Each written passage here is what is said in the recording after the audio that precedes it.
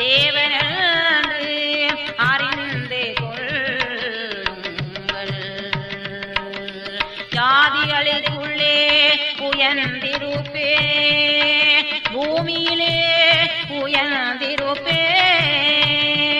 சேனைகள் கர்த்தர் நம்மோடிருக்கிறார். யாக்கோபின் தேவன் நமக்கு உயர்ந்த அடைக்கலமானவர். ஆமென், ஆமென், ஆமென்.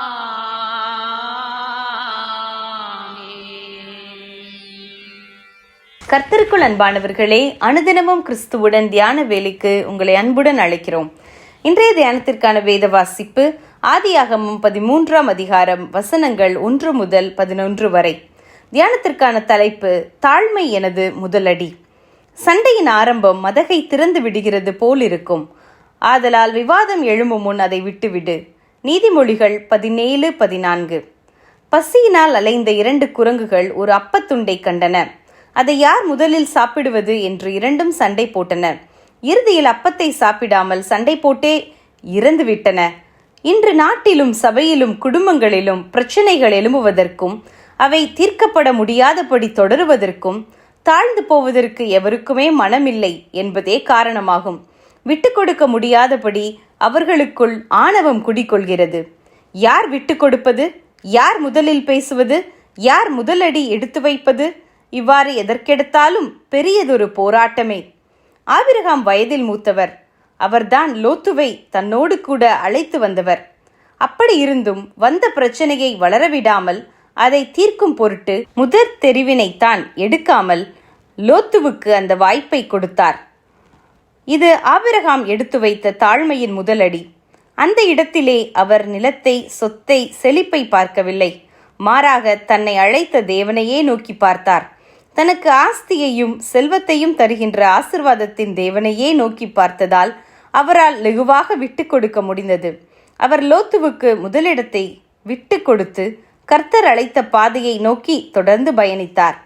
ஆபிரகாம் எடுத்த அந்த தாழ்மை என்ற முதல் அடியை எடுத்து வைக்க இன்று நாம் ஆயத்தமா?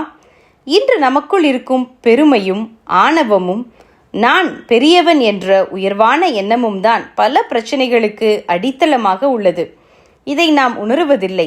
பிரச்சனைகளை தீர்ப்பதற்கும் சுமூகமான சூழ்நிலைகளை உருவாக்குவதற்கும் நாம் தாழ்மை என்ற முதலடியை எடுத்து வைப்பதில் முன்னிற்க வேண்டும். ஆண்டவர் மனுக்குலத்தை மீட்கும் பொருட்டு தாழ்மையாய் அடி எடுத்து வைத்தார். தம்மை தாழ்த்தி உலகிற்கு வந்தார். அந்த தாழ்மையான அடியை இயேசுவே முதலில் எடுத்ததால் தான் இன்று நாம் மீட்கப்பட்டு தெய்வ பிள்ளைகள் என்ற அந்தஸ்தை பெற்று தலை நிமிர்ந்து நிற்கிறோம். தெய்வ பிள்ளையே, நம்மை மீட்கும்படி தம்மையே தாழ்த்திய ஆண்டவருக்காக நாம் நம்மை தாழ்த்தி பிரச்சனைகளை தீர்க்கும்படி தாழ்மை என்ற முதல் அடியை ஏன் முன் எடுத்து வைக்கக்கூடாது? உறவுகள் சிதையாமல் இருக்க, சிதைந்த உறவுகள் சீரடைய நாமே தாழ்மையின் முதல் அடியை எடுத்து முன் செல்வோமாக. ஜெபம் செய்வோமா? அன்பின் கர்த்தாவே, குடும்ப உறவுகளுக்குள்ளும் பணியிடங்களிலும் சபைகளுக்குள்ளும் சிதைந்திருக்கிற உறவுகள் தாழ்மை என்ற முதல் படியினால் சீரடைய உறவுகள் கட்டப்பட கிருபை செய்தருளும். ஆமேன்.